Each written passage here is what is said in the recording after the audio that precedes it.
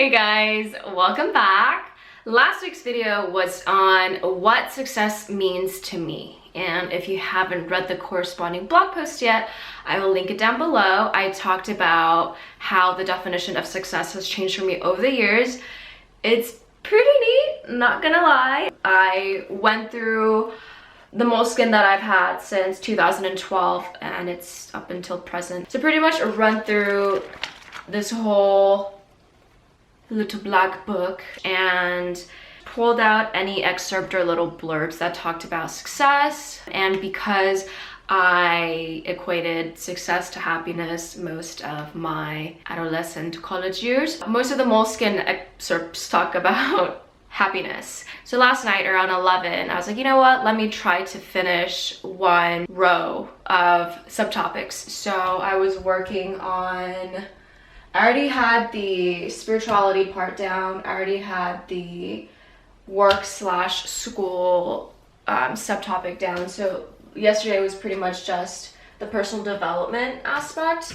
And when I was writing that, I came across this post-it note is, what would others feel about you if you died? When my brother passed away, my parents found a crinkled piece of lined paper in his room, in his bedroom, and on this lined paper was his life purpose.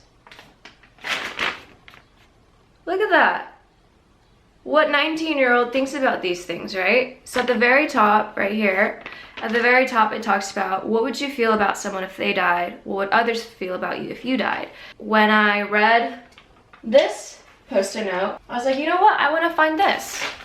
So I went to find it. And it kind of led me on this journey of reading all of his other notes and little things that he had. And I don't know. I don't really know what I'm feeling.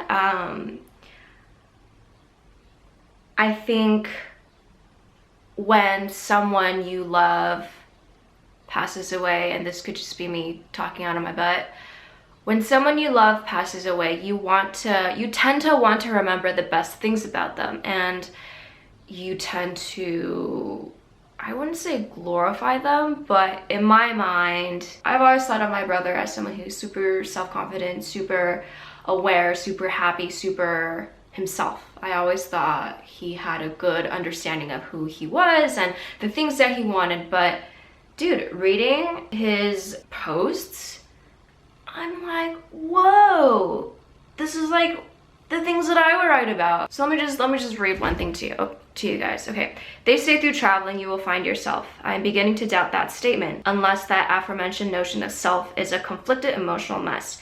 Who am I? I'm still looking. Self-conscious still? Very. I just farted and looked around to see if people notice. Why am I so unsatisfied with myself? I don't know if it's because I haven't accomplished something great in my life, or I'm just pessimistic. Maybe this is me, just a 19-year-old kid chilling in Starbucks listening to Tiesto all the way at the other corner of the world.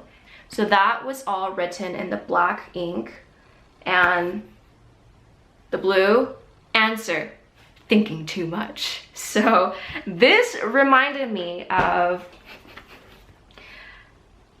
this was the summer after I graduated. I was a mess.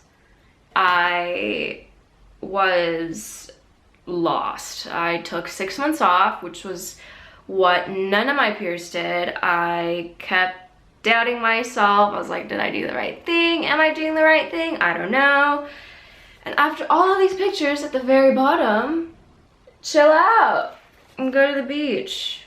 This is a pretty neat little discovery. I guess what I'm trying to say is, you know, I haven't really, it's not that I haven't thought about my brother in that context in a while, but I forget that he was just as lost as I was. And if anything, it's a little comforting, but also kind of sad to read that, because I wish I could have been there for him more, or if he were around. I wonder what kind of a person he would have grown into, and it would have been one extra person who I can talk to about these things. I'm actually gonna post the life purpose online because on my website, because I don't know, it's so awesome, so altruistic, and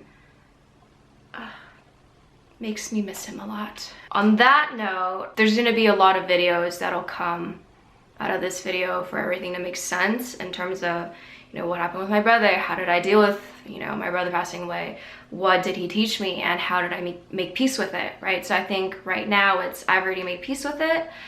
So this is in my moleskin. I remember writing this quote down. In order to move on, you must understand why you felt what you did and why you no longer need to feel it.